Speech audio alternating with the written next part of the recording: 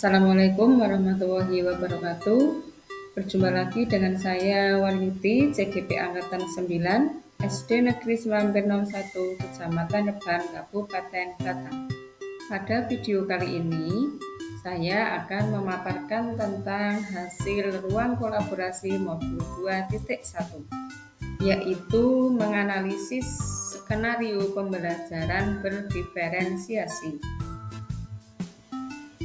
Adapun anggota kelompok kami yang pertama yaitu Desi Triwidiastuti, yang kedua Muhammad Zuhri, dan yang ketiga Sri Umaidah, dan yang keempat saya sendiri yaitu Waryuti.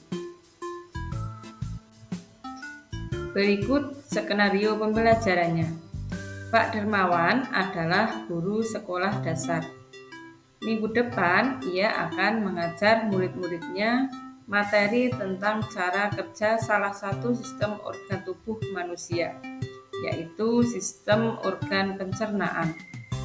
Saat merencanakan pembelajaran, Pak Darmawan mempersiapkan beberapa sumber belajar yang menurutnya akan membantu murid-muridnya belajar sesuai dengan kebutuhannya.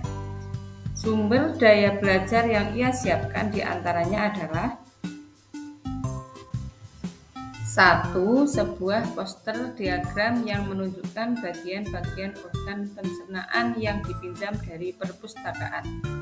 2. Berbagai bacaan yang memuat pembahasan tentang bagaimana organ pencernaan bekerja dari beberapa sumber.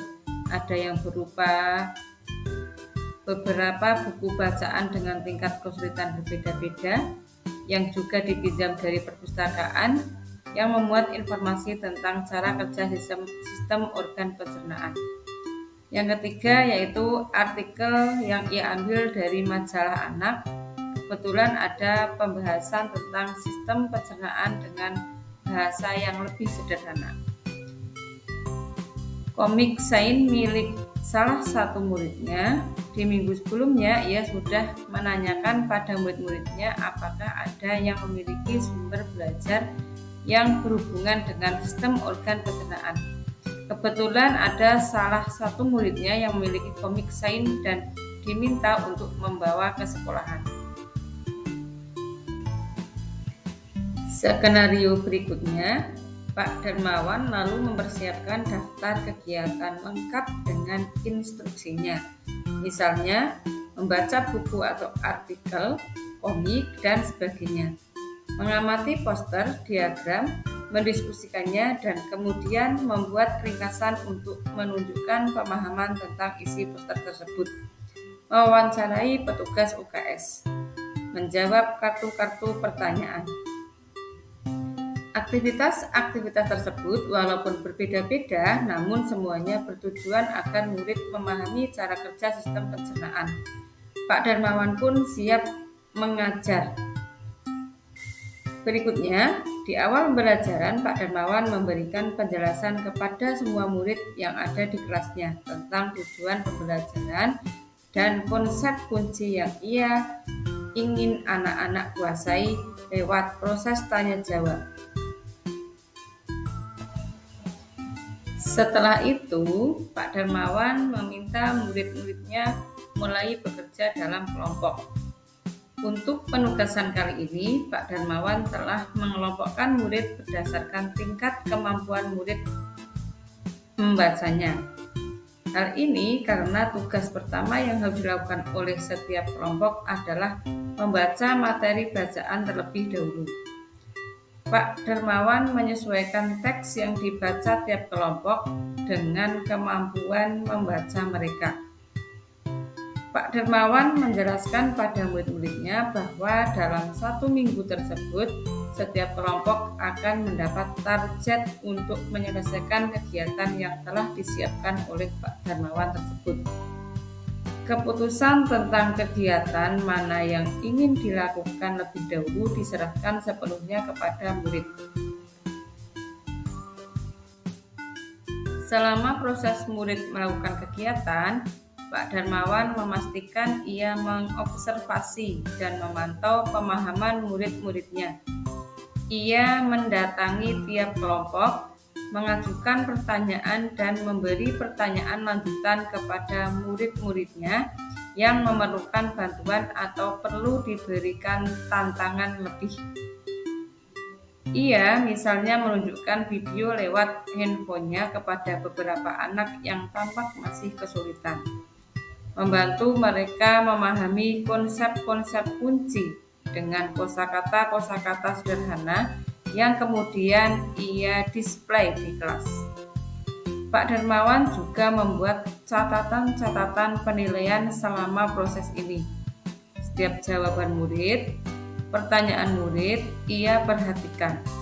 Ia gunakan informasi ini untuk menyesuaikan tingkat bantuan yang ia berikan kepada murid. Kemudian Pak Darmawan melakukan penilaian untuk mengetahui sejauh mana murid-muridnya memahami materi tersebut. Ia kemudian membuat penilaian berjenjang atau tier assessment. Untuk murid-murid yang kemampuannya kurang, ia menugaskan mereka untuk menjelaskan alur pencernaan dalam sebuah diagram alur sederhana yang dilengkapi penjelasan singkat dengan menggunakan kosakata sederhana sesuai dengan yang telah mereka pelajari dan bahkan telah didisplay di kelas. Untuk murid-murid yang kemampuannya sedang, ia meminta mereka membuat sebuah cerita narasi tentang alur pencernaan dengan kosakata yang lebih bervariasi. Sedangkan untuk murid-murid yang kemampuannya tinggi, ia meminta mereka membuat sebuah cerita kreatif dari perspektif seseorang makanan yang menarasikan alur pencernaan. Melalui tugas ini, penyusunan kalimat dan pemilihan kosakata yang digunakan tentunya sudah lebih sulit.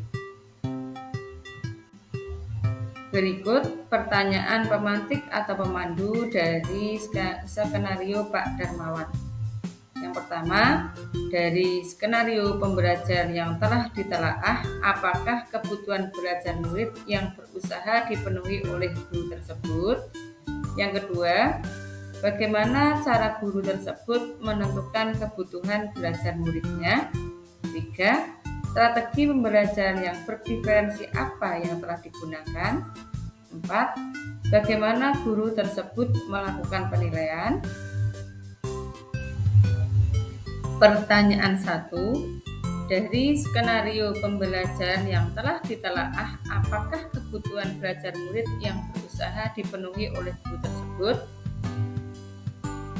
Kebutuhan belajar murid yang berusaha dipenuhi oleh guru tersebut antara lain 1. Kesiapan belajar. Yang kedua, minat murid. Yang ketiga, profil belajar murid. Pada kesiapan belajar, Pak Darmawan mempersiapkan sumber-sumber belajar, di antaranya sebuah poster diagram yang menunjukkan bagian-bagian organ pencernaan yang dipinjam dari perpustakaan. Berbagai bacaan yang memuat bahasan tentang bagaimana organ pencernaan bekerja dari beberapa sumber. Komik sains, kartu-kartu pertanyaan, video pembelajaran yang sudah disimpan dalam HP-nya. Kebutuhan belajar murid berikutnya yaitu kebutuhan belajar murid tentang minat. Pada kebutuhan belajar minat, Pak Darmawan mengecek pemahaman dan mengklarifikasikan ketertarikan murid terhadap sistem organ tubuh manusia. Kebutuhan belajar murid yang ketiga yang dipenuhi Pak Darmawan yaitu profil belajar murid. Pada langkah ke-6, 7, dan 8 tampak bahwa Pak Darmawan menciptakan situasi pembelajaran yang sesuai gaya belajar murid, yaitu auditori, belajar dengan mendengar, misalnya mendengarkan pesan guru, mendengarkan pembelajaran, mendengarkan pendapat saat pembelajaran.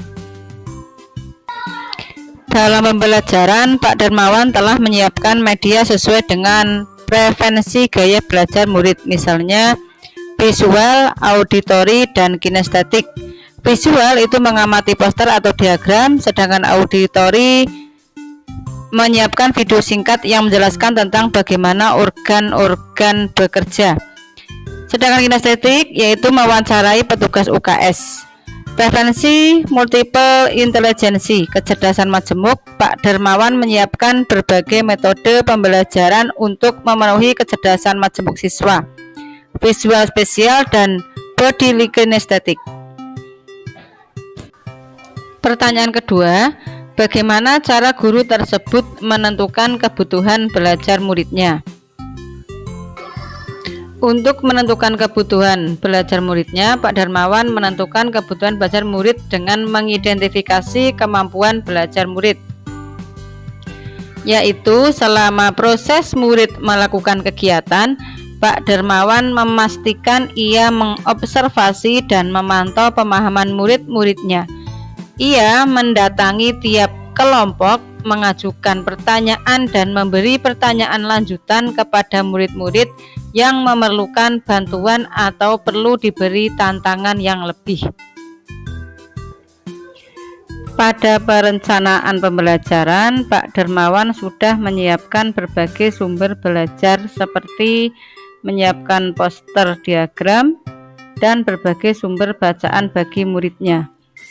Pak Darmawan sudah menyiapkan video untuk memenuhi kebutuhan belajar yang bersifat visual walaupun tidak ada komputer. Pak Darmawan membuat kartu pertanyaan untuk mengkonstruksi pemahaman murid. Pak Darmawan menyiapkan daftar kegiatan lengkap dengan instruksinya. Pada kegiatan awal, Pak Darmawan menyampaikan tujuan pembelajaran dan memastikan pemahaman awal murid. Pada kegiatan inti, siswa dibuat berkelompok berdasarkan kemampuan membacanya, menjelaskan kegiatan yang harus diselesaikan, memberikan pilihan kepada murid mengenai kegiatan yang akan dilakukan, mengobservasi dan memantau pemahaman muridnya, dan membuat catatan penilaian selama proses kegiatan dalam kelompok. Dan pada kegiatan penutup, Pak Darmawan melakukan evaluasi dengan penilaian berjenjang atau tier assessment. Pertanyaan ketiga, strategi pembelajaran berdiferensi apa yang digunakan oleh Pak Darmawan? Strategi pembelajaran yang digunakan oleh Pak Darmawan meliputi diferensiasi konten, diferensiasi proses, dan diferensiasi produk. Pada diferensiasi konten, Pak Darmawan menyiapkan satu poster diagram yang menunjukkan bagian-bagian organ pencernaan, dua bacaan yang memuat pembahasan tentang bagaimana organ pencernaan bekerja dari beberapa sumber, buku bacaan dengan tingkat kesulitan berbeda-beda, 5 artikel yang diambil dari majalah anak, 6 komik sains milik salah satu muridnya, video pembelajaran, dan kartu-kartu pertanyaan. Pada diferensiasi proses, hal yang dilakukan oleh Pak Darmawan meliputi 1. Memberikan penjelasan tentang tujuan pembelajaran dan konsep kunci melalui proses tanya jawab. 2. Membaca komik sains ataupun bacaan lainnya. 3. Menjawab kartu-kartu pertanyaan. 4. Mengamati poster atau diagram. Dan yang kelima, wawancara oleh petugas UKS. Dan pada diferensiasi produk, Pak Darmawan membuat penilaian berjenjang atau tier assessment atau asesmen bertingkat. Untuk murid dengan tingkat pemahaman rendah, ia menugaskan mereka untuk menjelaskan alur pencernaan dalam sebuah diagram alur sederhana. Untuk murid dengan tingkat pemahaman sedang, ia meminta mereka untuk membuat sebuah cerita narasi tentang alur pencernaan dengan kosakata yang lebih bervariasi. Untuk murid dengan tingkat pemahaman yang tinggi, ia menugaskan mereka untuk membuat sebuah cerita kreatif dari perspektif seseorang, makanan yang menarasikan alur pencernaan. Pertanyaan 4, bagaimana guru tersebut melakukan penilaian? Penilaian yang dilakukan oleh Pak Darmawan yang pertama yaitu penilaian assessment as learning, yaitu penilaian awal pada pembelajaran, yaitu mendiagnosis kemampuan awal dan kebutuhan belajar peserta didik. Contoh melalui proses tanya jawab dan contoh-contoh. Ia juga memastikan murid-muridnya memahami apa yang dimaksud dengan sistem. Mempersiapkan daftar kegiatan lengkap dengan instruksinya untuk mewawancarai petugas UKS.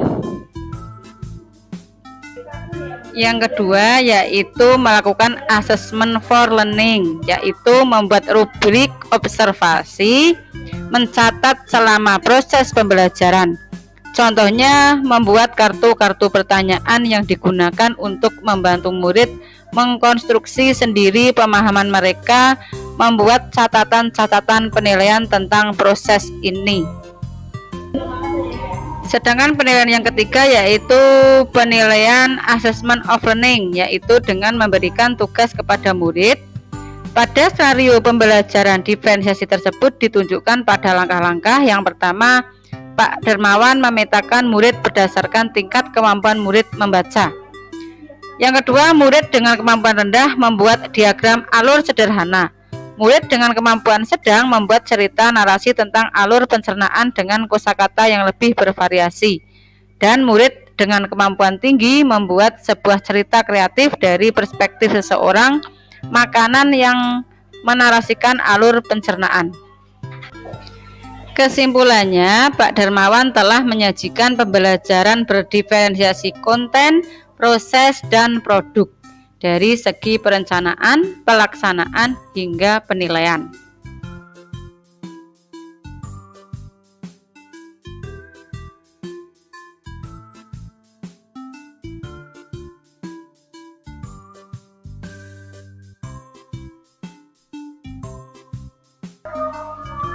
Demikian paparan dari saya. Wassalamualaikum warahmatullahi wabarakatuh.